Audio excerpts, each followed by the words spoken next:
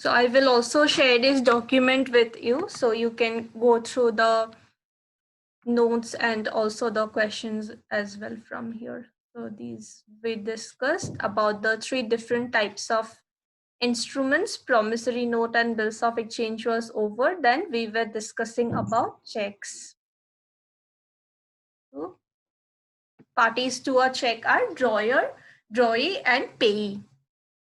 So drawer would be the person who will make the check or issue it. Drawee would be the bank where he is giving the instruction, right? In which bank he is having his account. To that bank, he will give an instruction that pay this much amount to this payee or this person, right? The bearer of the check or whoever it may be. And payee is whose name is written in the check, or it may be the bearer as well. That no one's name is written, this place is blank, so it will be the bearer. Whoever is carrying the check, that person is entitled to claim for the money. So these are the three persons which we have.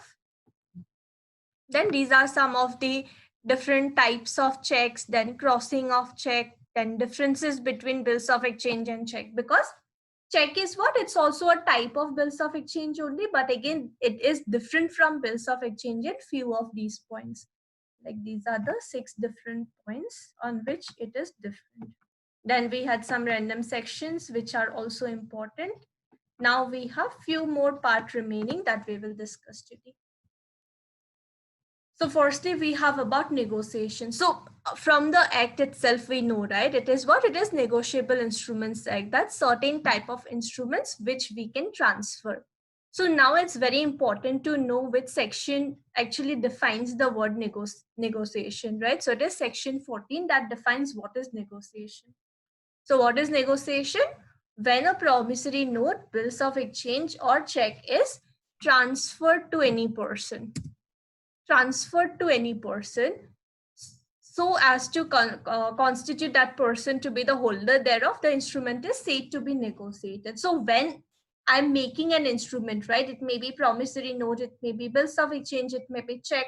If I'm making it at the first place, that is not negotiation. But when it is made, firstly it is made to a person, then it is again transferred to someone else. In that case, we will say that it is being negotiated. So firstly, it will be created.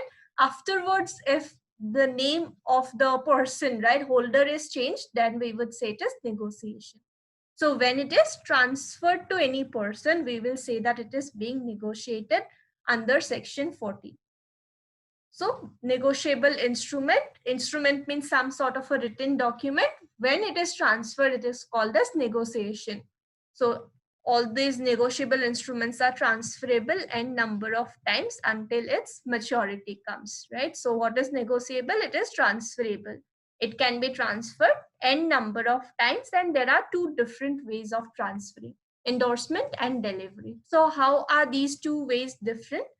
Transferring an instrument by way of endorsement and by way of delivery. So how does these two processes differ from one another?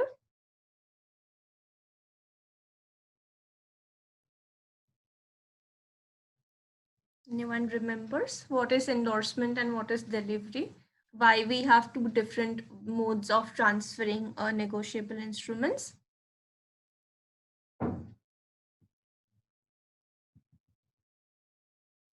So in case of endorsement, what happens? Name is already written, right? It may be a check where name is already mentioned, right? It may be Rahul Sharma in whose name the check was issued. Now Rahul Sharma wants to transfer it to another person rather than claiming the money himself.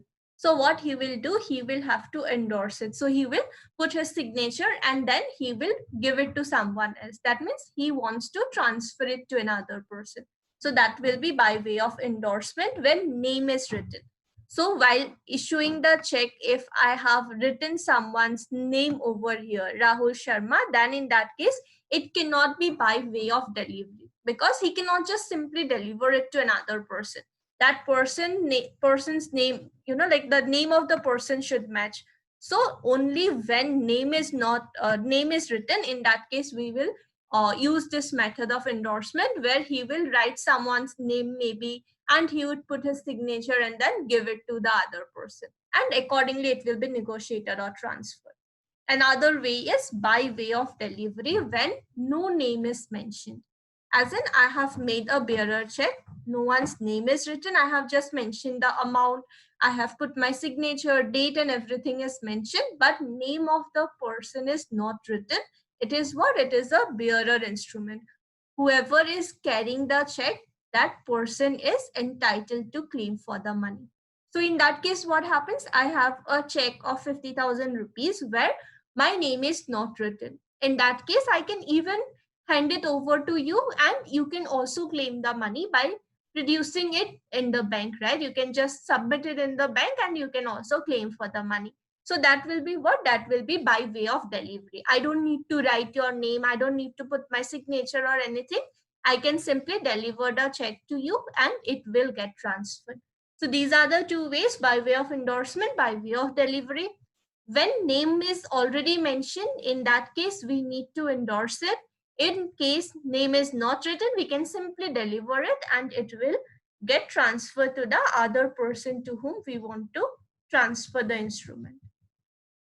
So regarding endorsement, again, we have a section, try to remember it. It is section 15 that mentions what is endorsement. So these are the few sections that defines various words, okay? Like section 13 would define what is negotiable instrument. Section 14 would define what is negotiation. Then 15 would define what is endorsement. Then again, relating to that, few other sections are also there. So these sections are also important, which you can remember.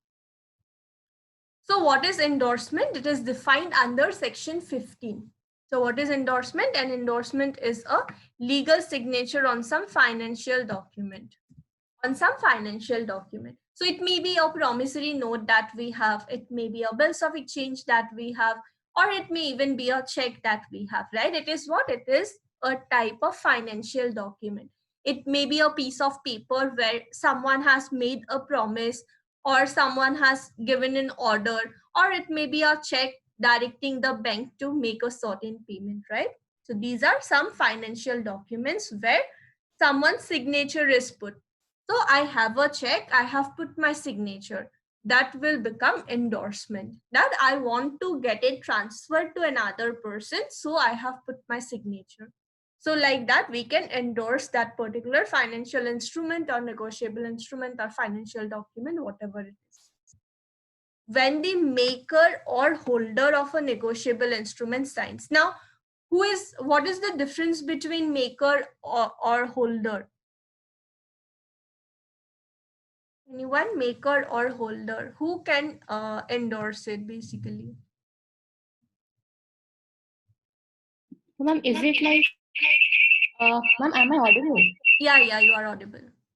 Yes. Is it like when I am drawing the check, so I become the maker, and when I give the check to you, and when I am signing the check, I would be the person who is signing it, and then when I give the check to you, you are also capable of signing it so that you can transfer it to other person as well. Yeah. So first of all, you are making the check. Maybe you want to give a check to me. You have made the check. So in that case, you will be the maker. You have written my name or whatever it may be and given the check to me. In that case, you are the maker.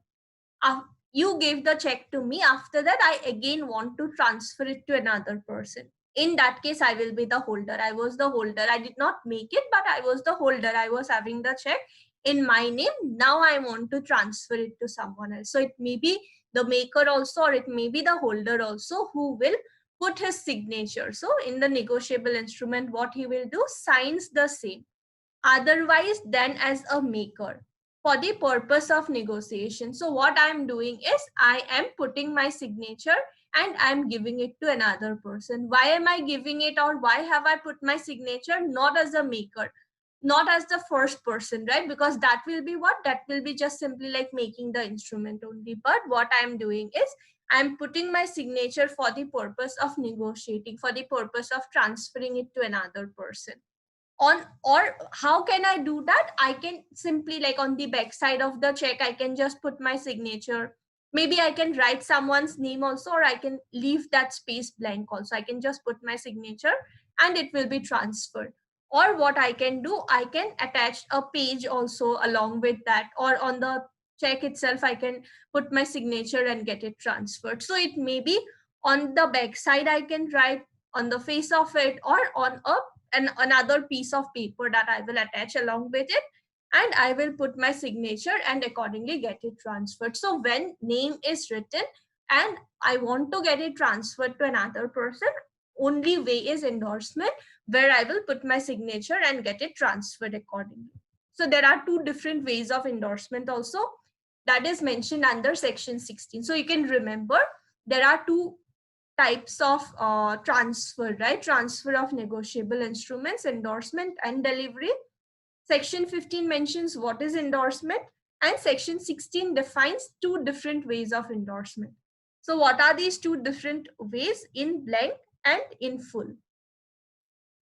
So if endorser signs his name only, the endorsement is said to be blank. That means I have a check in my name.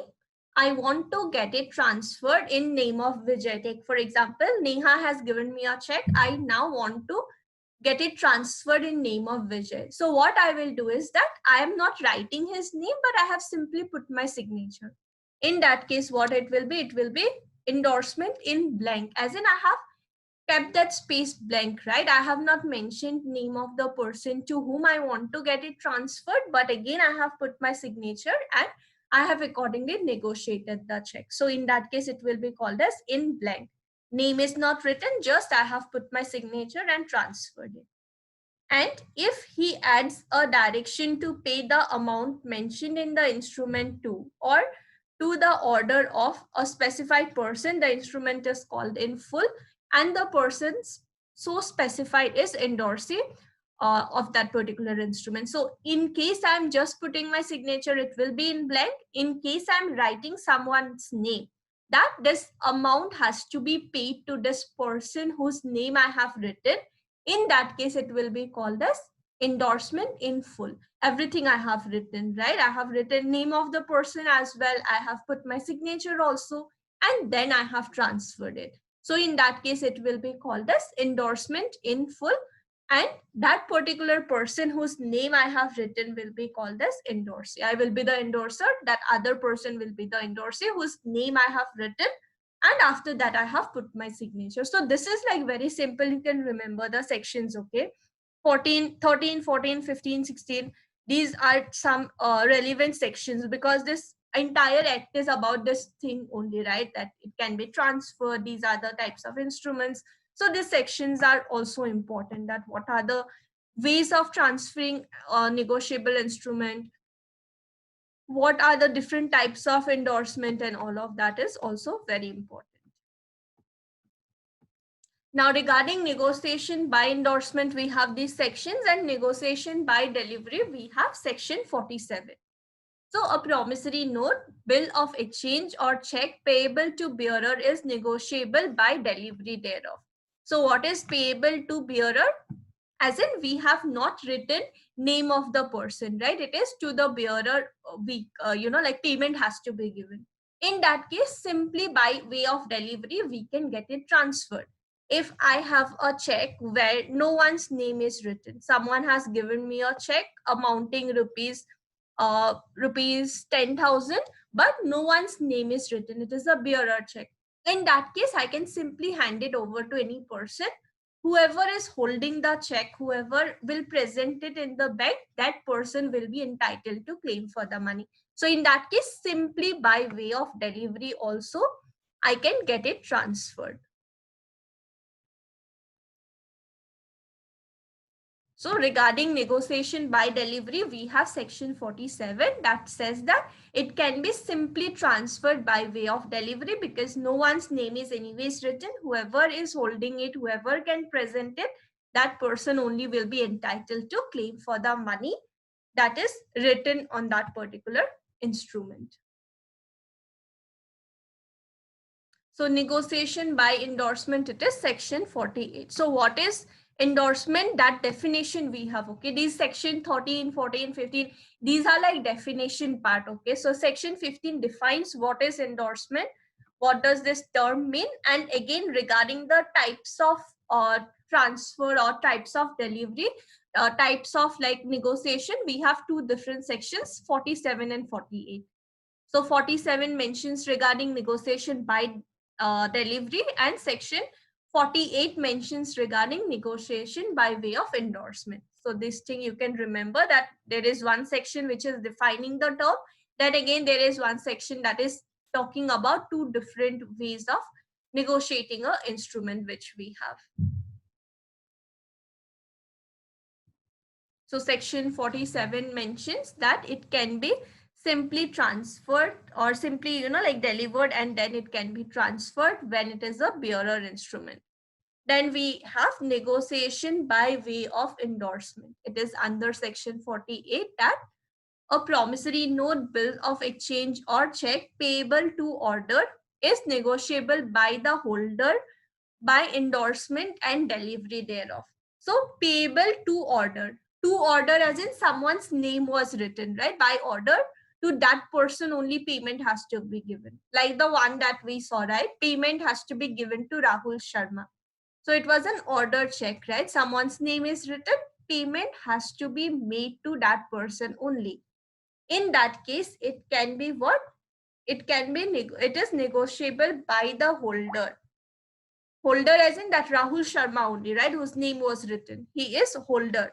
How he can transfer it? By way of endorsement and delivery thereof. As in, he will put his signature, he will maybe write name of the person to whom he wants to transfer, and then he can deliver the check to that other person, and accordingly it will be transferred. The transfer process will be done, or the negotiation process will be done.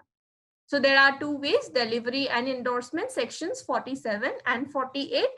These are the different types that we have. And for definition, we have section 15 and we have section 16 as well, that defines regarding two different types of endorsement, in full and in blank. So try to remember these sections.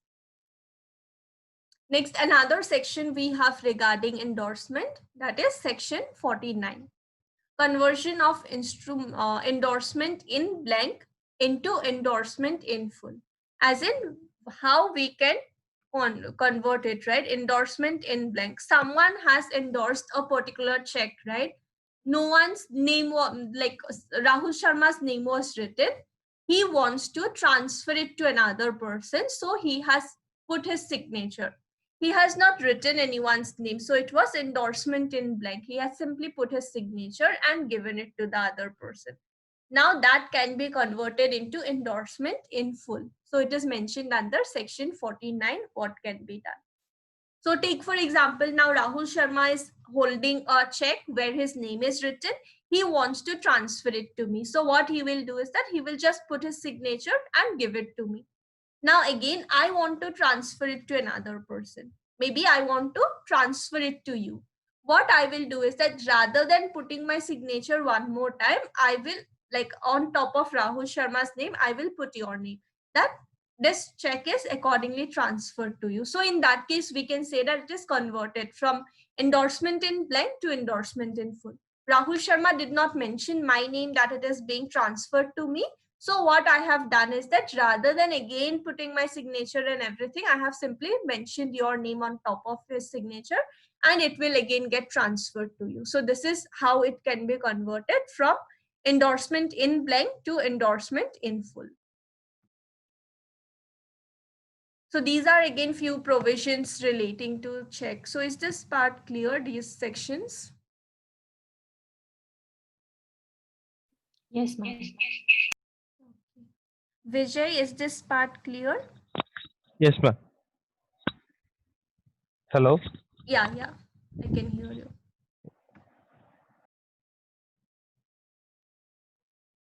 Okay, so now there are again some classifications, okay? Classifications of checks.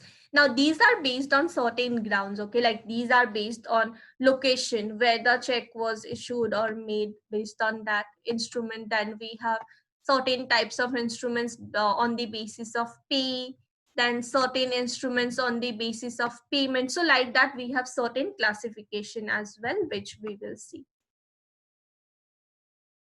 So the first classification which we have is based on location. Location as in maybe where the that instrument was made, where it is payable and all of that. So there are two different types of instruments based on location. What are these instruments? First is inland instrument under section 11, and second one is foreign instrument under section 12. Try to remember these sections as well. So whatever sections I'm discussing here, those are the important ones which you should try to remember. Like questions I have seen from these sections only. Like we are not discussing section by section, right? All the sections we are not discussing for NI Act, like specific relief, but whatever is there, try to remember this part. So first is inland instrument under section 11. What is inland instrument? Like from the name itself, it's very evident, right? Inland instrument, as in India, relating to India, because it is divided based on location. So it is relating to India. And this one is foreign instruments, not relating to India. So what, like certain grounds are there that has to be fulfilled for it to become an inland instrument or for it to become a foreign instrument. So what is inland instrument is defined under section 11. A promissory note, bill of exchange or check. Drawn up bills of exchange or check, then these conditions has to be fulfilled. What first condition has to be fulfilled, and there is an option like first condition must be satisfied, then from second and third, any one also you can satisfy. So this is and, right? So first one is compulsory, then from these two or either 2 or 3 you can satisfy, then it will become an inland instrument. So what is it? A promissory note, bill of exchange or check which is drawn or made in India. It is drawn or made in India, that has to be satisfied, and along with that it is what? Made payable in or drawn upon any person resident in India shall be deemed to be an inland instrument. So you will see, right, that when it is made, right? Take for example, a person is issuing a check. That check is what? It is made in India. It is made payable in India. Like the person is having his account in India, or the other person also wants to get the payment in India itself, or it is drawn upon a person who is resident in India. In that case also it will become an inland instrument. So first condition has to be satisfied. After that, from second and third, any one can be satisfied. Then in that case it becomes an inland instrument. So there are some examples also. Take for example, a negotiable instrument made in Bangalore and is drawn to someone who resides anywhere in India is an inland instrument. So there is a person who resides in Bangalore and he has drawn to someone a check, and that person is what? That person is maybe a resident of Delhi. In that case it will be what? It will be an inland instrument. Again, if a negotiable instrument is made in Bangalore and is payable in any part of India, it will also be an inland instrument. Maybe there is one person who resides in Bangalore and he wants to give a check to any company which is located in maybe Pune. In that case also it will be what? It will be an inland instrument because it is satisfying the first condition. It is made or drawn in India, and from the second or third one, any one can be satisfied. So if there is a negotiable instrument which is issued in favor of a person who resides in UAE but is payable in New Delhi, then also it will be an inland instrument. So the person is residing in UAE but he cannot take the money there. He will have to like it is payable in New Delhi only. He will have to get the payment in India only. In that case, we can say that this second option is satisfied. So first and second is satisfied. In that case also it will be inland. First and third is satisfied. In that case also it will be inland. If first, second and third, three conditions are satisfied, then also it will be an inland instrument only. So for inland instrument, try to remember the section at section 11. These classifications are based on location, inland instrument and foreign instrument. Inland is section 11, foreign is section 12. For inland instrument, we have three conditions. First one is compulsory. From the second and third one, any one also we can satisfy for it to become an inland instrument. So first it is drawn or made in India, it is made payable in India, or it is drawn upon a person who is a resident in India. Next is regarding foreign instrument. It is defined under section 12. What is it? Any such instrument not so drawn, made, or made payable shall be deemed to be a foreign instrument. So it is not made in India. It is not made payable in India. In that case, it will be what? It will be considered as a foreign instrument. A negotiable instrument made in UAE and payable in Delhi is an example of foreign instrument. Why? Because this first condition is very much essential. It has to be drawn or made in India. If not, it will become a foreign instrument. Even if it is payable in New Delhi, even if it is drawn upon a person who is residing in India, those things does not matter. If it is not made in India, it will be a foreign instrument. So that thing is defined under section 12. So you can remember section 11 and 12 mentions regarding classification of instruments based on location. We have two classifications: inland instruments, where it has to be made in India, and then it can be made to drawn upon a person who is resident in India, or it may be payable in India. For foreign instrument, it is not made in India, then in that case it will be a foreign instrument which we have, even though it's drawn upon a person who is residing in New Delhi, or even if it is made payable in New Delhi, those things should not matter, because this first condition that we have is not satisfied under the provision.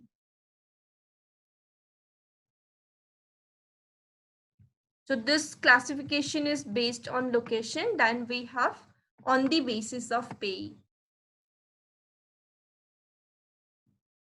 So who is payee? Whoever is entitled to claim for the money, right? Under any instrument, whoever is entitled to claim for the money, that person is a payee. So based on payee also, there is this classification which we have two classifications that we have. First is bearer instrument and second one is order instrument. Again, from the name only, it is very clear, right? What is bearer instrument? It is only a check can be a bearer instrument, but promissory note and bills of exchange cannot be a bearer instrument, and RBI is not permitting for the same. And hence, if a check is issued without mentioning name of a person, it will be a bearer instrument. By endorsement, also an instrument may be made a bearer instrument. So when I am, take for example, I am issuing a promissory note, okay? So if you look at the sample, right, sample of promissory note, how it looks. So how does a promissory note look like? This, something like this, right? So if I'm saying I'm making a promise to pay 50,000 rupees to, I cannot just leave it blank, right? I cannot just leave it blank that I'm making a promise to pay 50,000 rupees to whoever carries this particular, like promissory note or this piece of paper. There has to be someone's name that is mentioned there. So in case of promissory note, I will have to write someone's name that to this person I promised to pay 50,000 rupees. But later on, it can be again endorsed. It can be again transferred to another person. And at the time of transfer, maybe the person can just put his signature without writing anyone's name. In that case, it will again become a bearer instrument. Now take for example, I am making a promise to pay 50,000 rupees to Neha. First of all, I am making that promise. I have mentioned Neha's name as well and given it to her. I do not have the option of making a bearer instrument in that case. But what Neha can do is that if she wants to transfer it to Vijay, what she can do is that she can just put her signature. So you don't need to write Vijay's name. But in that case, it will become what? It will become a bearer instrument. But initially, at the first stage, I don't have the option that without writing anyone's name, I just make a promise. Same would apply for bills of exchange also. If I want to give an order to, take for example, I want to give an order to Neha that on 1st of January, you pay me 50,000 rupees. I will have to write her name. I cannot just say that, like pay me 50,000 rupees. Why will you accept that particular bills of exchange, right? If I'm not writing your name, that will not even be valid. So I will have to write your name in bills of exchange also. Only then you will accept it, and only then after acceptance it will become valid.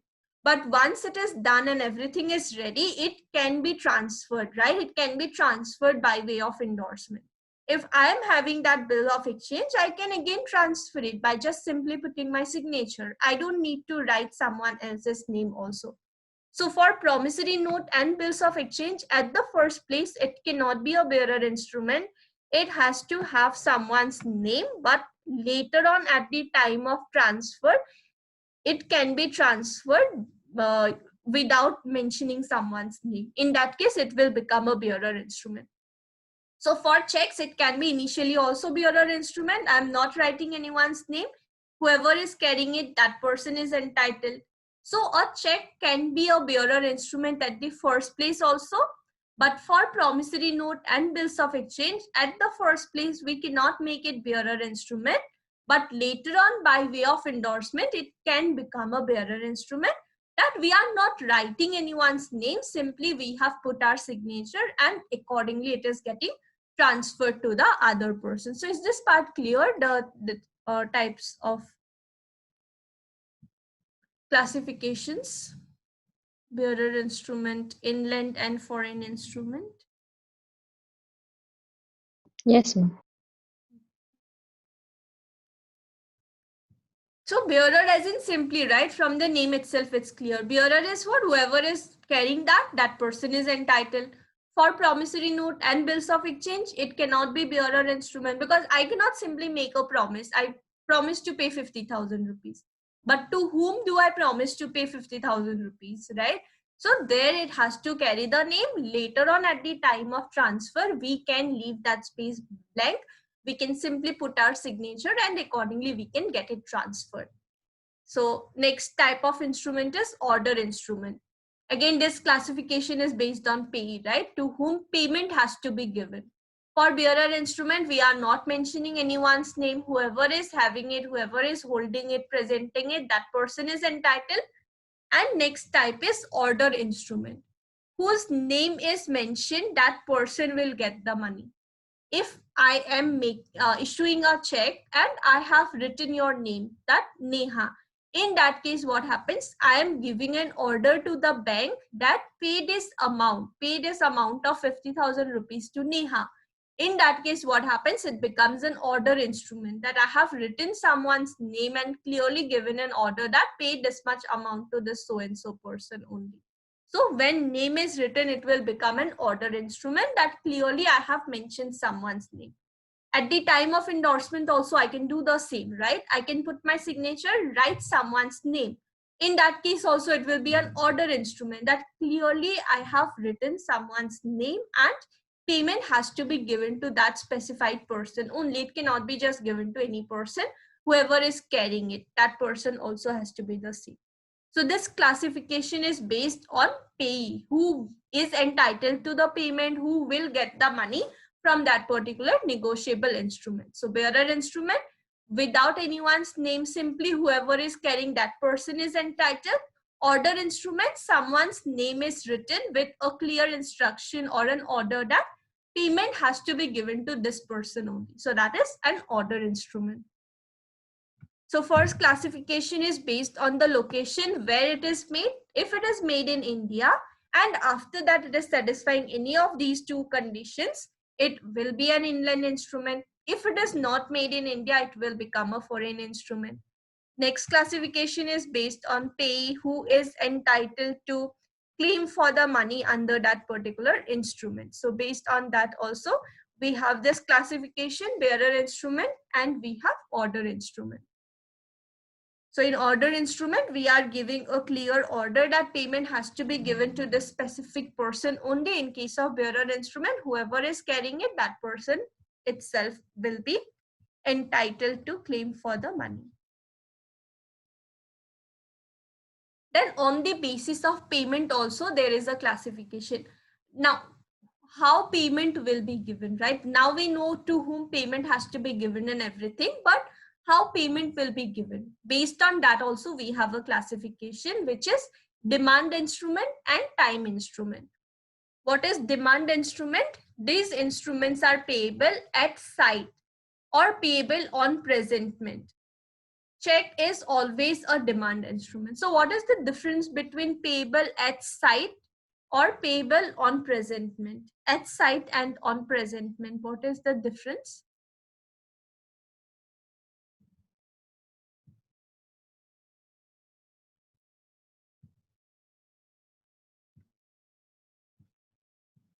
At sight as in it will be some like some place, but payable on presentment as in it can be any place, right? On presentment, that means wherever I am presenting that like bills of exchange or promissory note, it will be applicable. Take for example, you have given a promissory note to me and you have written that whenever I present that promissory note to you, you will make the payment. In that case, it is what? It is on presentment. Maybe I can present it by visiting you at your office, at your home, or in some other place also. We can decide, we can meet, and I can present that particular promissory note and I can ask for the money. That is what? On presentment. It does not matter where I am presenting. It may be at your home or it may be some other place also where I am presenting, but whenever I am presenting, I am entitled to ask for the money. What is at sight? It may be some place that, right? Take for example, in case of a check, I have issued you a check. You cannot just present it in any place, right? It has to be submitted, it has to be deposited in a bank, or it has to be given in a bank's counter, right? So that will be like at sight, that you need to go to the bank in some branch, you need to visit, you need to deposit the check there, and then only you can demand for the money. So it is what? It is demand instrument, that you need to claim for the money, then only you are entitled. In case of promissory note and bills of exchange, sometimes date may not be mentioned. Whenever you are asking, I will pay you the money. If you are not asking, I am not paying you the money. So that is what? Demand instrument. In case of bills of exchange, promissory note also, you will have to demand, then only I will make the payment. But in case of check, it is always a demand instrument. For promissory note and bills of exchange, only when date is not mentioned, it will be a demand instrument. But in case of check, it is always a demand instrument, even though date is mentioned while issuing the check, even though we know that it is valid only for 3 months, even then it's a demand instrument. Unless and until you are going to the bank, depositing the check or presenting it in the bank's counter, you cannot ask for the money. So you will have to demand for it, then only you are entitled. So this is what is demand instrument, that you need to ask for the money, then only you will get it. Next type is time instrument. What is time instrument? If time is mentioned in the instrument, it will be a time instrument. If I am making a promissory note with a promise that on 1st of January, I will make a payment of 30,000 rupees to you. In that case, what it is a time instrument. It's my responsibility that on 1st of January, I make the payment without you demanding for the money, right? So that will be a time instrument where time is specified. On that specified time, it's my responsibility to make the payment. In case of demand instrument, you need to ask for the money, then only I will make the payment. So this is a classification based on payment which we have. So there are these 3 different types of classifications, each having 2 different types.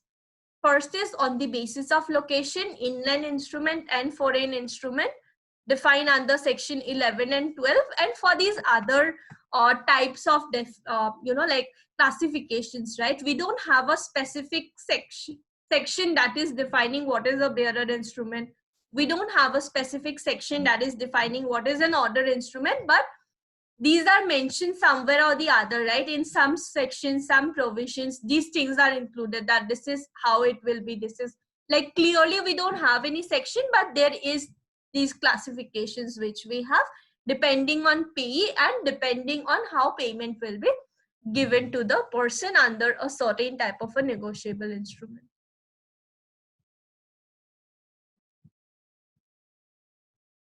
So next is capacity to make promissory note, etc. under section 26.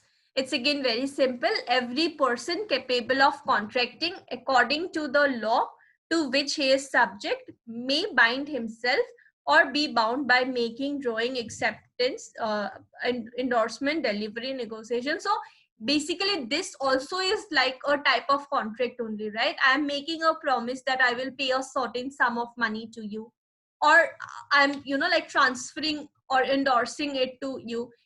All these things are like similar to a contract only. So whatever qualifications we need under law of contract, those same things only would apply. So under section 26, it is just mentioning that whatever laws are applicable to us, those same things only will be applicable, and accordingly it will be decided whether we are entitled to claim for that, claim for our rights under this particular type of instrument which we are holding. So till this part, is it clear, or anything you want to be repeated? Yes, ma'am, clear. Okay, so there are few questions which we can see. Okay, so these are few questions from some previous year papers relating to negotiable instruments.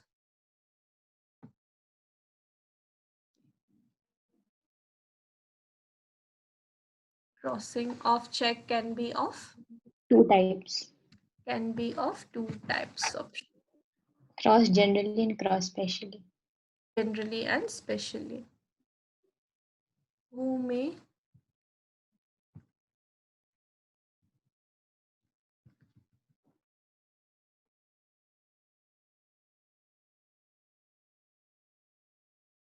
negotiate.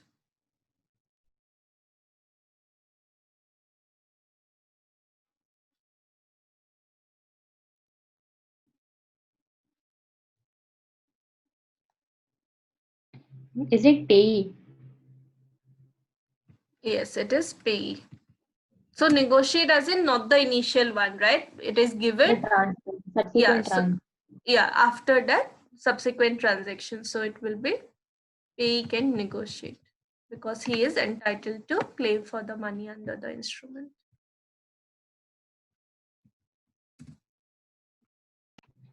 Unconditional order. Bill of exchange would contain an unconditional order. So these two tables you can just try to match. Negotiable instrument 13. Promissory note is 4.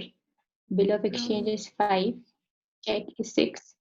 Holder would be the remaining 8. Yeah, so one is D. 4, 5, 6. Yeah, right. So this option is not given. You can just match this one. Next one.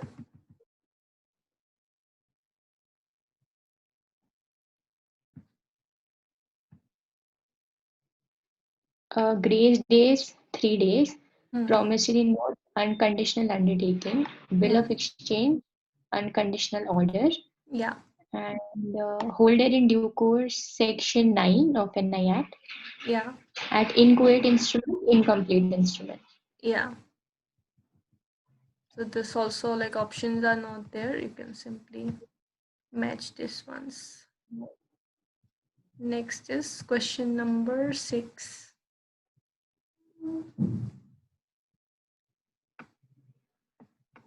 Not called as promissory notes. Are not called as promissory note based on the definition which we have.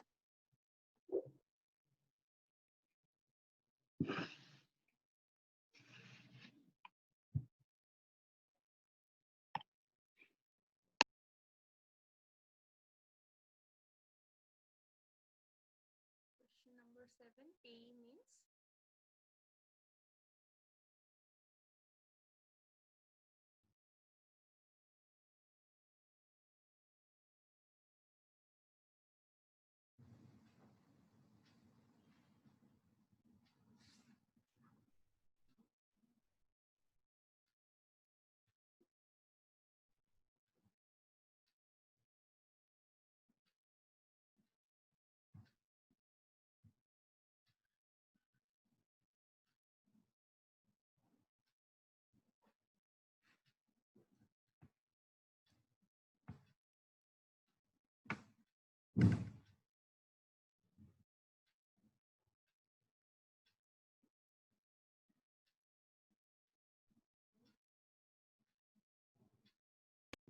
Is it both A and B? Yeah, it is both A and B. So if you look at the definition, it is both A and B. So the definition is the person named in the instrument to whom or to whose order the money is by the instrument directed to be paid is called payee. So under section 7, it is both A and B only, which will be included. Next one is regarding days.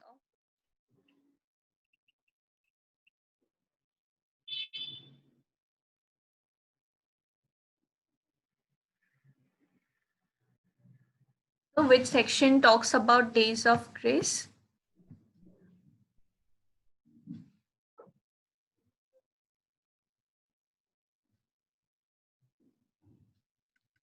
It is section 22 that mentions regarding days of grace for negotiation. Cross generally is defined under which section?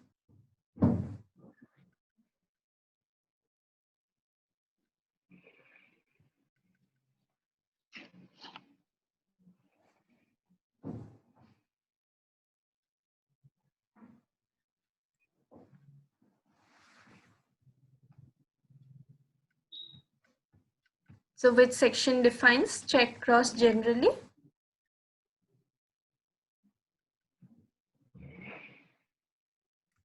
So Is it 123, 120? yeah, 123 is generally, 124 is specially. So these two things you try to remember, cross generally and specially. Next is which section of NI Act talks about check bearing not negotiable? Is it 130, ma'am? Yeah, it is 130, option C, that mentions regarding not negotiable. So what does not negotiable mean?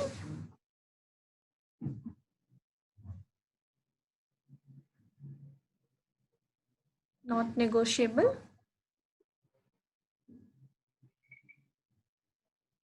So in between the cross lines, that person will be writing not negotiable. And it means that I guess he can't transfer it further. He can transfer it, but that other person will not have a better title. As in, if you are issuing a check to me, I can transfer it to someone else. If that check is bounced, that person cannot file a case against you. So you are just trying to avoid unnecessary, like headache on your part. So you will put not negotiable, but it does not mean it cannot be further transferred. So it is only applicable when, take for example, you have just given me a check for something. I did not perform my part, so you want to cancel out that particular check. But by the time you cancel out, I have already transferred it to someone else. So in that case, you can just cancel it. You are not answerable to this third person. You can simply say that I did not perform my part, so you want to cancel the check. Now, I will be answerable to this third person. So you just want to avoid unnecessary problems from your part, so you will just write not negotiable. It can be transferred. If I have performed my part and you are not, It can be transferred. yeah, it can So be it can be transferred. transferred, but you're not capable of conveying a better title. Yeah, I'm not capable of giving a better title in that case. But if the check is fine, you are okay with the check, then that person can again withdraw money and everything can be done also. It is section 130. Next one.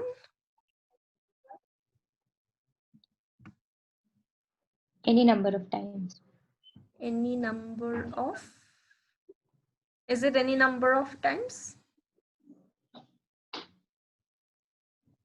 Oh, sorry, any number of times until maturity. Yeah, until maturity.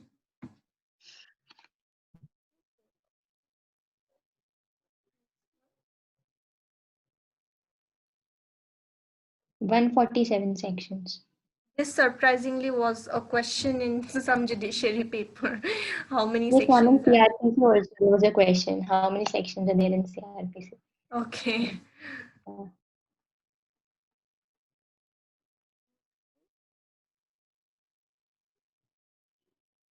Indian Paper Currency Act.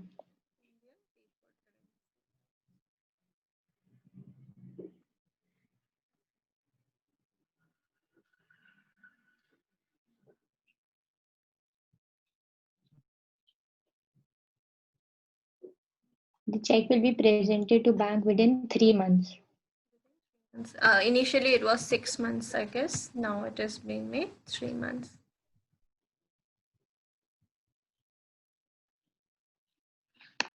So what is the recent proposed amendment for NI Act during this COVID thing only? Like during June or July, something was proposed. Have you heard of that regarding NI Act? Some proposal was made regarding making changes in NI Act. No, ma'am, no idea. Yeah, so it was regarding decriminalizing section 138. So 138 is relating to check bounce. So lot many times what happens is that cases are filed, right? Now, initially, when was it made? I'll just check the year when it was made a criminal offense.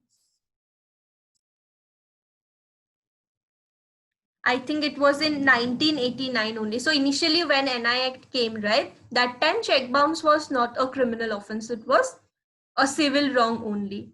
So the person will be just liable for compensation and everything. Punishment was not there. But then in 1989, some changes were made and it was made a criminal offense where 2 years punishment is also there. And those provisions are also there. But during this COVID thing, there something was proposed, right, in June, I guess. Yeah, in 8th of June 2020, this Ministry of Finance proposed to decriminalize Section 138 of NI Act because it will help out in easing the process of business, that people would not be afraid giving a check. Even though they are not having money, they can just buy certain things and they can just issue a check. They would not be afraid that in case it gets bounced, I will have to face criminal consequences. So like that, many other things were also there just to make it easier for businesses to operate. There was a proposal, but still it's not being implemented. There is still debates and discussions going on this, because previously it was a civil wrong. Now it's made a criminal offense. So again, they are thinking if this can again be changed to make it easier for businesses to operate. Okay, so next is, so you can just keep an eye over it, because maybe just before your judiciary exams, if this change takes place, right, you can just keep yourself updated. Okay, now next part is regarding dishonor of negotiable instruments. So dishonor of negotiable instruments can be by way of two different types that are mentioned under sections 91 and section 92. What are these two different types? First is dishonor by non-acceptance, and second one is dishonor by non-payment. Now, what is the difference between non-acceptance and non-payment? In what all cases non-acceptance would be applicable? Dishonor by non-acceptance.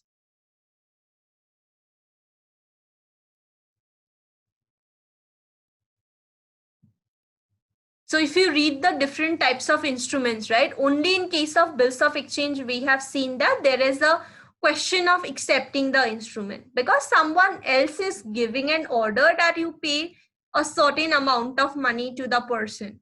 So in that case, there is a question of acceptance. So dishonor by non-acceptance also will be applicable only in case of bills of exchange. So how it can be dishonored? By way of non-acceptance or by way of non-payment. So these two things are defined under sections 91 and 92. What is dishonor by non-acceptance? It is for bills of exchange, acceptance is needed.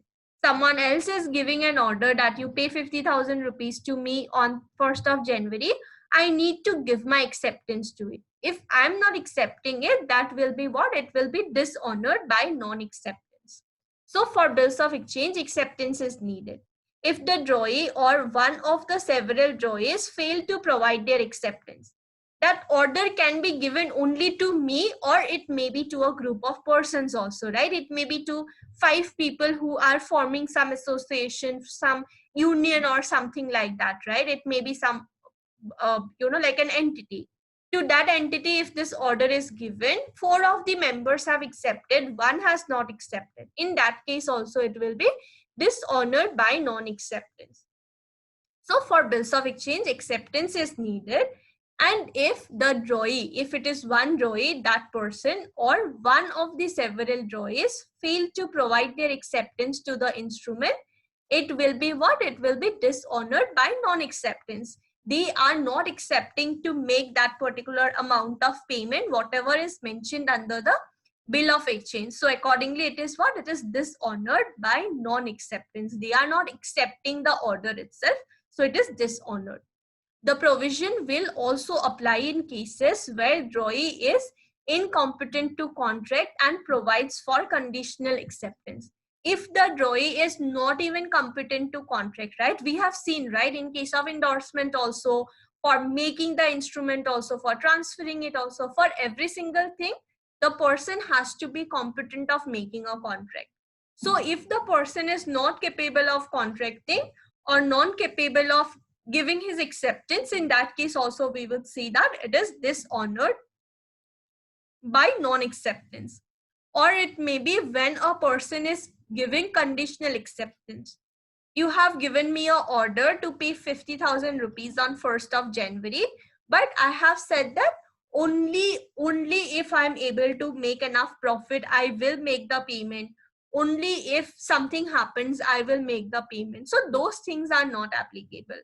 In that case also, we would say that it is dishonored by way of non-acceptance. So try to remember the section. It's 91 and 92. Next is dishonored by non-payment.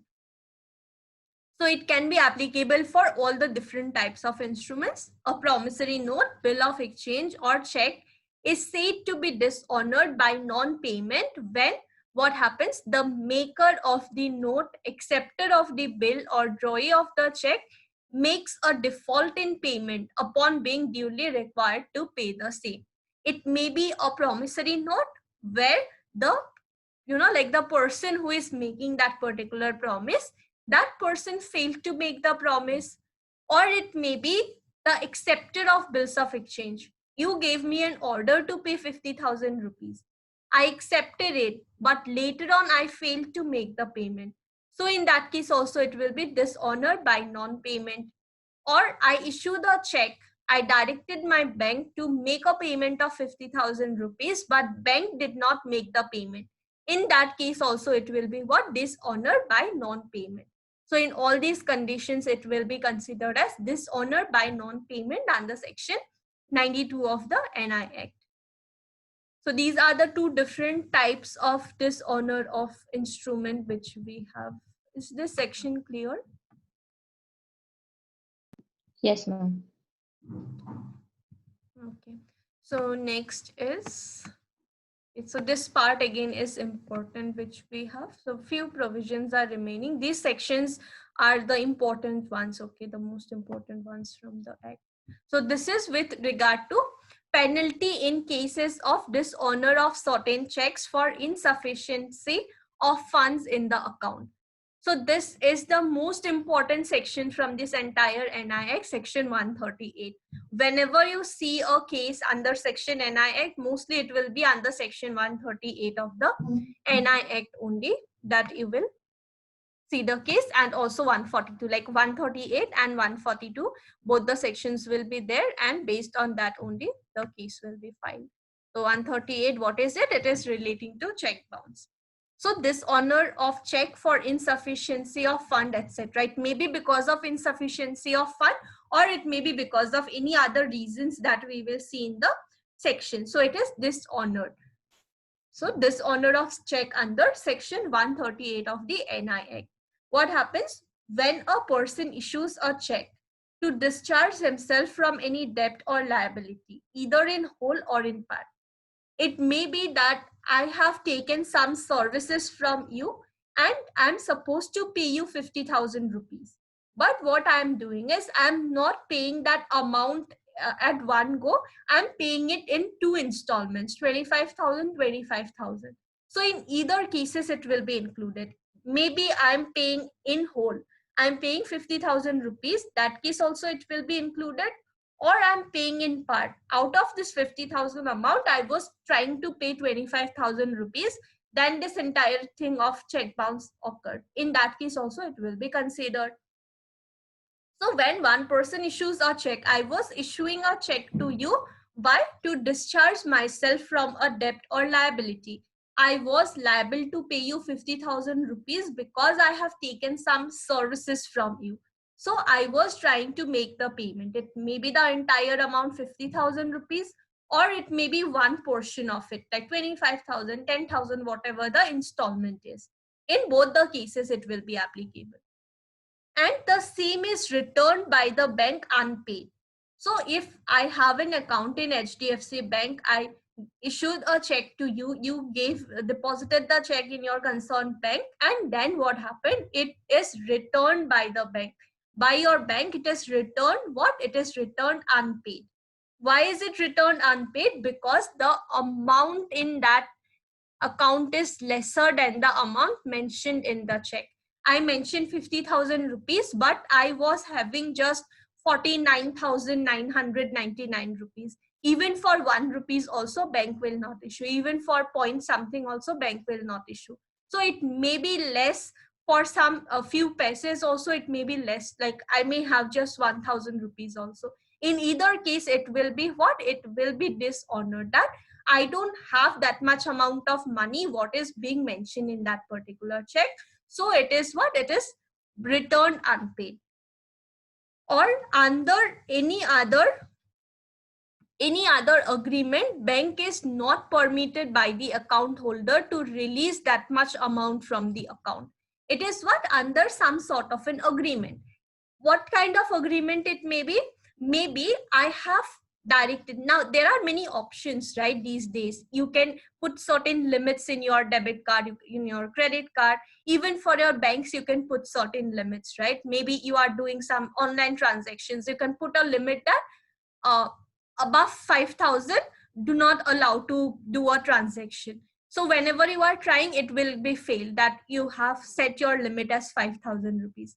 So maybe I have issued a check to you amounting 50,000 rupees, but I have already given a direction to my bank that at one time do not like release more than 40,000 rupees. In that case also bank will not clear the check. Why? Because bank is only permitted to release 40,000 rupees at one go, but this check is amounting 50,000 rupees. In that case also bank will return. Or another type of agreement, maybe I have issued a check to you, and later on I like contacted with my bank and I have given this check number that if this check bearing this number is deposited, do not clear this check. In that case also bank is not having permission to clear it, right? So in either of these cases, either I don't have enough money, or I have given a direction to my bank that even if I have enough money, do not release above this certain limit which I have fixed. Or maybe I have told my bank that if this particular check is deposited, do not release this. So in either of these cases, what bank will do is that even if it is deposited to the bank, it will be returned unpaid because of any of these reasons. Then such person will be guilty of the offense of check bounce. Then I will be guilty of the offense of check bounce. Why? Because I'm issuing a check, bank is doing the entire process, and everything goes for a waste, right? Payment is not released. So I will even be charged a certain amount. I think some 250 rupees or something will also be deducted because of this offense, that all these like things were being done by bank and it was all a waste of time and energy and efforts, right? So that person will be what? That person will be guilty of check bounce, that he issued a check, it was returned by the bank unpaid because of any of these reasons. So it is under section 138, that is relating to check bounce. Now punishment is also mentioned under the same section only. Try to remember the punishment as well. What is punishment? It is imprisonment for a term which may extend to 2 years. Initially it was 3 years, I guess, then it was changed.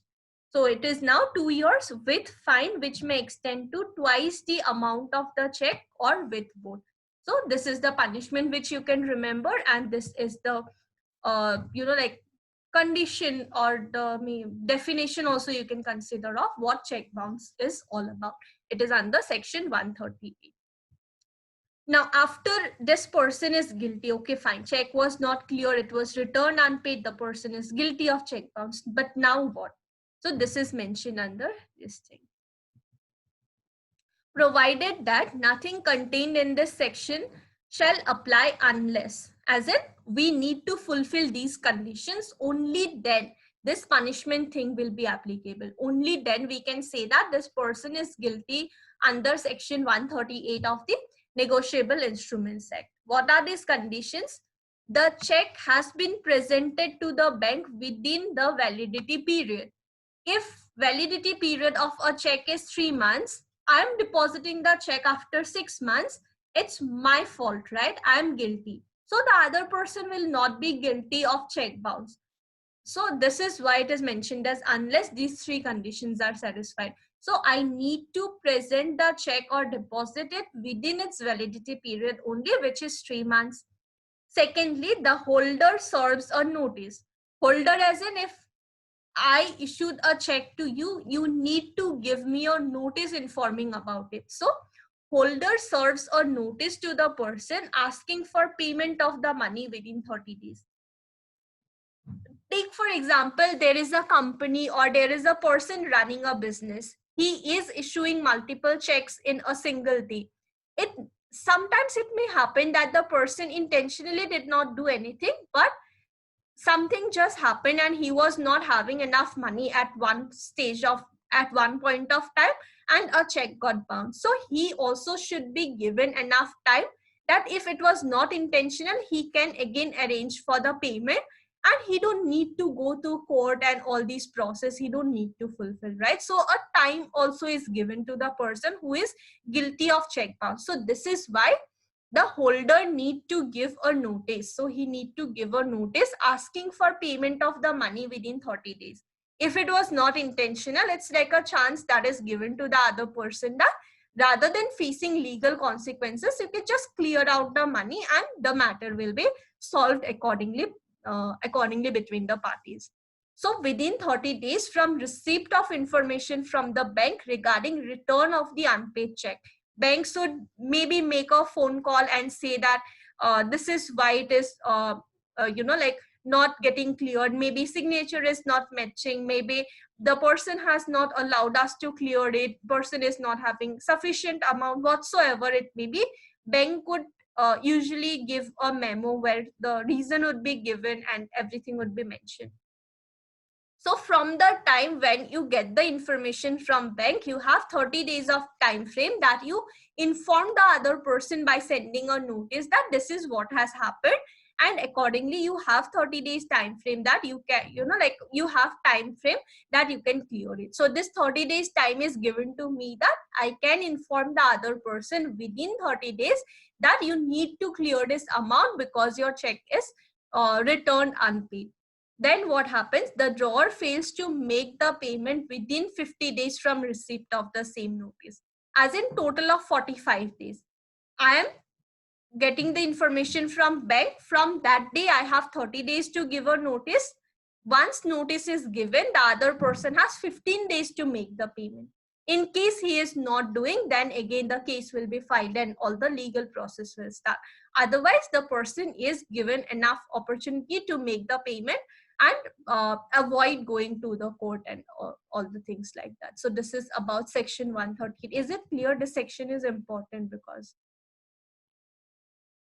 Yes, ma'am. so section 138 is regarding check bounce. It may be because of insufficient amount, because signature is not matching, because I have set a certain limit, because I have given a direction to the bank that do not clear this check, or there may be other reasons as well. So for any of these reasons, it is returned unpaid. In that case, the person will be guilty of this offense, and this is the punishment, but he will be liable for this only if these conditions are fulfilled, that I'm presenting it within the validity period, I'm giving him a notice within 30 days, and also what I'm doing is I'm waiting for him this 15 days time frame I'm waiting. So this notice that I'm saying, right? So if Do you want to see the format of the notice also? I have the format. So you can just write an email to the person and inform him uh, about the matter, or you can just post a notice to the person also. So this is how you can write. This is like a simple format for check bounce case. So check bounce case or cheating. So case is also filed under section 420 and this IPC provisions, right, relating to cheating, whatever are there. Those sections are also inserted. Section 138, section 142, all these provisions are also inserted, because it is usually presumed that the person is intentionally doing it. So it is like cheating only, that you are taking my service, then you are not making the payment. So you can just inform that this is the client and this is what happened, that this amount was pending to like 50,000, whatever the amount, maybe you would mention the check number. And then again, it was not cleared when I submitted that particular check. And then this is the bank where this was within validity only I submitted, but it was returned because of whatever reason you can mention that. And then you can mention that it was like deliberate and intentional. Then you can mention that within this time frame, like whatever time he has, right, 15 days time frame, you can also mention that. And you can say that this is the time frame which you have, and accordingly you can clear that particular amount. So simply you can just inform the person by sending him a notice, and then the person has enough time to clear the payment if he at all wants to clear it. So accordingly, this notice has to be given, and we need to again wait for the mentioned time frame. So try to remember this section 148. Next is section 140. And section 140 talks about certain like defenses, what is not available to the person. So defense which may not be allowed in any prosecution under section 138. When a case is filed under section 138 for check bounce, what defense is not applicable, what defense I cannot plead. So it is what? It shall not be a defense in a prosecution for an offense under section 138 that the drawer had no reason to believe when he issued the check that the check may be dishonored on presentment for the reasons stated in that section. So if a case is filed against me, I cannot say that, oh, usually I have enough money in my bank account, so I did not even think that it will be bounced. I cannot give that as a reason. Or I cannot say that, oh, I did not even, think that putting a certain limit in my bank account will lead to dishonor of check. Or I cannot say that, oh, I even did not know that writing an email or asking the bank's manager, branch manager, not to clear this particular check could actually lead to not clearing the check. Those things I cannot say. That is not a reason. Why? Again, because enough time is already given, right? This 15 days time is already given. Even though something has happened, I was not aware, I was not knowing that, okay, fine, I would not have enough money in my bank account at that moment. I have later on, I have enough time. So these defenses would not be applicable in case of in matters where a case is filed under section 138 of the NIA. Next is section 142, cognizance of offense. So no court shall take cognizance of any offense punishable under section 138 except upon a complaint in writing made by the payee, as the case may be holder in due course of the check. It may be the person who has to whom this check was issued, or it may be a person who is holder in due course. As in, it was not initially given to him, but it was transferred, right? Later on negotiated to him. It was maybe by way of endorsement, by way of delivery, whatever it may be. So those persons can file a case regarding check bounce under section 138. So such complaint is to be made within 1 month from the date on which the uh, cause of action has arisen, and that provided cognizance complaints satisfies the court. So it has time limit is given, but again, if court feels that the delay is genuine, condonation of delay also may be allowed by the court. So it is filed in James Judicial Magistrate Court only regarding check bounce. Regarding jurisdiction also it is mentioned, these things are not that important also. So it has to be if the check is delivered for collection through an account. So if it is like account payee, then in that case the branch of the bank where payee or holder in due course, as the case may be, maintains an account is situated. If I am the holder of that particular check, I have an account in HDFC Bank, Old Madras Road, then Bangalore would be the jurisdiction for that case. If the check is presented for payment by the payee or holder in due course, otherwise through account. If it is uh, not like my name is not mentioned, is or my name is mentioned but it is not like account payee, right? I can just go to the bank branch and show it, and then I can get the cash. In that case, this jurisdiction would apply. The branch of the drawee bank where the drawer maintains his account. If you are holding your account in Old Madras Road, then that thing would be considered, because I'm anyways not taking the money in account. Maybe I don't even have a bank account. So in that case, the other person's bank would be considered. Then regarding section 46, section 46 is also important regarding bank slip to be prima facie evidence of certain facts. So while returning the check, bank will give a like slip or like a memo where it will mention the reason, that insufficiency of fund or whatsoever is the reason for check bounce. So that will be what? That will be prima facie evidence. I do not again need to prove that, okay, fine, this check bounce has taken place, right? It will be very much evident from that information of the bank. I don't need to prove my point, but it will be assumed by the bank that this is what has happened, because whatever information the bank has given, that will be considered as enough of information for the bank, for the court to consider. So it is about section 146. Then offenses to be compoundable. So in case the person is not making the payment within 15 days also, case was filed, case was ongoing, after that also what happens is that they can settle the matter within themselves. Many times you would see for check bounce cases, case was filed after 1 month, 6 months, 1 year also, they would just like dispose of the case, saying that the matter was like settled between the parties amicably. So parties settled the matter within themselves. Maybe they also wanted to avoid going to courts like too often, so they just settled the matter within themselves by making the payment. So many times you will see that for check bounce cases, like cases will be disposed saying that the parties settled the matter rather than court giving an order. But yeah, many times even courts would also pass an order where parties are not able to settle the matter within themselves. So is this part clear? Any section you want to be repeated? Yes, ma'am, it's clear.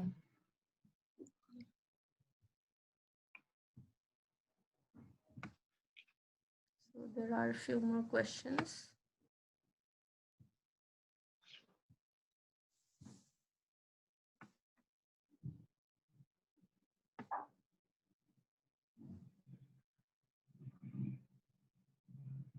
Open checks. Where checks can be also known as open check because no one's name is written.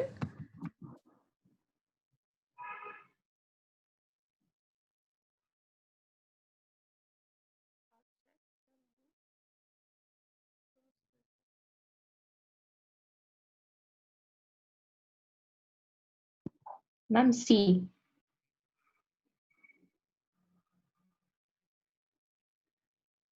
See, crossing is just putting those two lines, but again inside that what you are writing, that will define what type of crossing is it.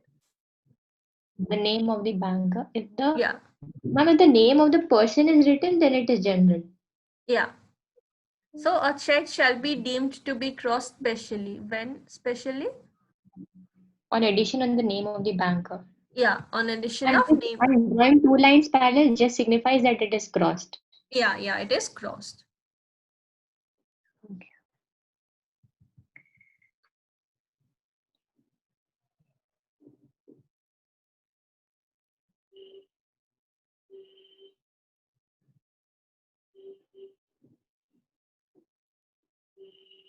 This question is now not relevant. Maybe in 2002 it was relevant when just this amendment was, like recent. In that time, it might be. Presently, the punishment is 2 years.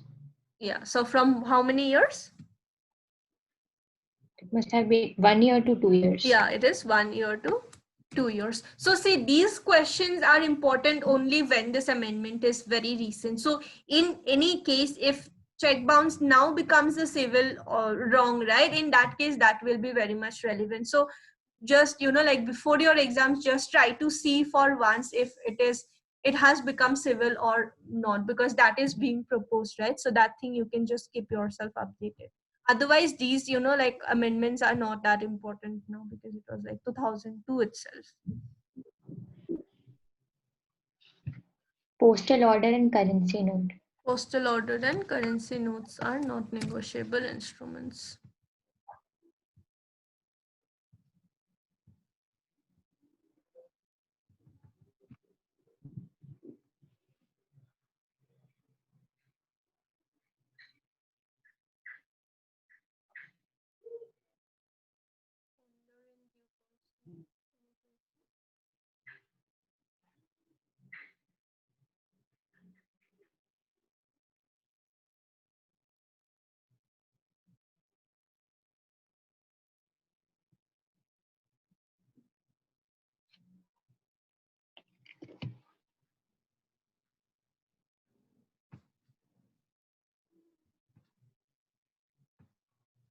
So who is holder? Under section 8, holder is holder of a promissory note, bill of exchange or check means what? Any person entitled in his own name to the possession thereof. As in, if I'm making a promissory note, bills of exchange or check, whoever's name I'm writing first, right? That person will be the holder. Who is holder in due course? Any person who for consideration becomes a possessor of promissory note, bill of exchange or check if payable to bearer. As in, initially it was not his name which is written, but later on for consideration he becomes the possessor. You have given a check to me, I was holder. Who is holder in due course? Someone else has done something and I'm supposed to make a payment to this other person. So that person will become holder in due course. That for consideration he has received this check. He has done something for which I'm supposed to make him payment. So because of that, I'm giving that check to him. So that person will be holder in due course. The first person in whose name it is given, that is holder. Someone else's name it is getting transferred for consideration, as in he has done something, he has given me something for which I want to make a certain payment to him. So that person will become holder in due course. These two sections also try to remember, okay? 8 and 9. Holder and holder in due course. So holder in due course means? Who for consideration became the possession of promissory note. Yeah.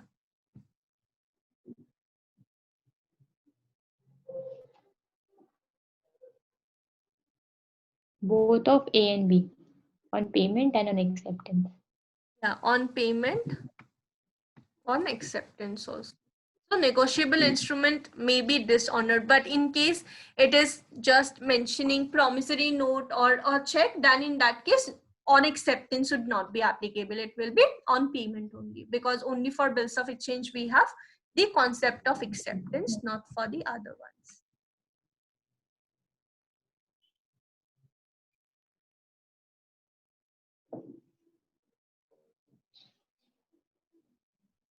Compounding of offense under section, under Negotiable Instrument Act is controlled by 147 of NI.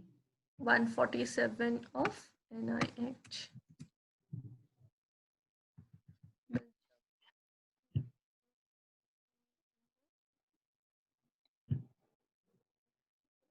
Section 5.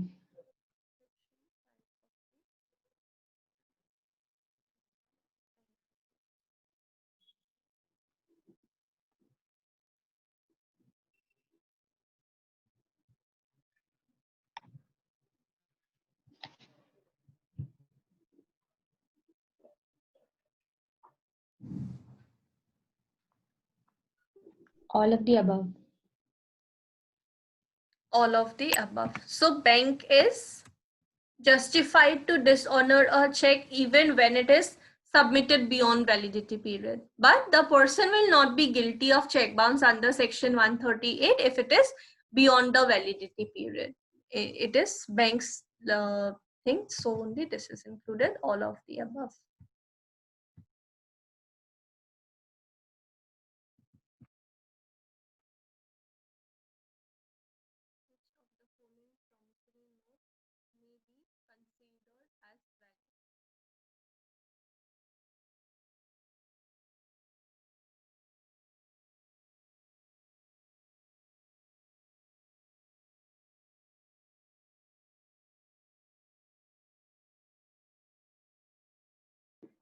None of the above.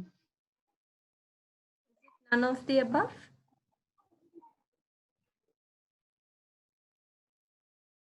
Why first one is not a promissory note? Ma'am, because a specified amount is not mentioned. It is 5,000 or 7,000. Specified And then amount is not mentioned. Second, there's a condition attached that only if 60% marks is obtained, then he'll be paying. then And then 15 days after the death of A, we don't know that when A will die. I'm not sure between none of the above and C. So yeah, it is C, because see, we don't know whether this person will appear for the exam or not, whether he will secure 60% or not. But death of the person is certain. It is going to happen today or tomorrow. So in that case, it will be applicable. Like even though it is conditional, that like we are saying, right, that after 6 months from today I'm going to pay. We don't know after 6 months I will be alive or not, right? So same only here also. After 15 days after death of the person, obviously we don't know whether I would be alive after the person dies, right? 15 days after the person dies or not. So it's same only. So in case it is death, that would be applicable. In case it is any other condition, like after 15 days A marries B, C marries D, those things would not be applicable, because we don't know whether the person is going to marry or not, first of all. Secondly, we don't know whether that person is going to marry that other person or not. Same applies for the exam matter also. We don't know whether he would appear for the exam or not, whether he will get 60% or not.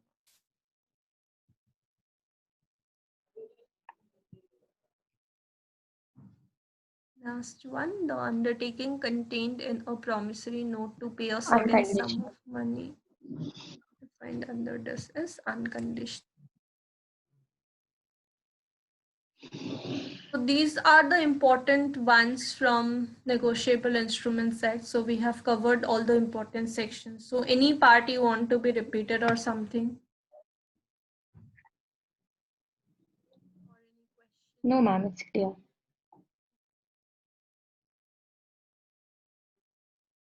So I will share this document, okay? You can go through the questions also, which will give you an idea, and also the provisions that we have, like examples and all.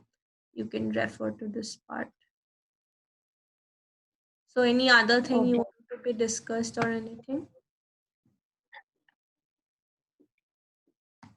Ma'am, you'll be handling any other subject apart from NI? Constitution, you were not there, right? Yes, ma'am, I was in Yeah, Like constitution. apart from constitution, any future subject that might be given to you? Future other subjects to some other teachers are already there, like for like CPC and IPC, CRPC. I think like practicing advocates are only dealing with those subjects, like procedural things, right? CPC, CRPC especially. Yeah, I was asking about CPC, then sir said that practicing ones are like preferred, so some advocate is there, I guess. So yeah, these are the ones that I'm dealing with. Okay. Yeah. Okay, so fine, then I will share this document and then you can go through the sections. So with this, NI Act is over, the important parts for judiciary, okay? So if you have any doubts or anything, you can let me know, okay? Okay. Yeah, fine then. So we are ending this class, okay? Bye-bye. Okay.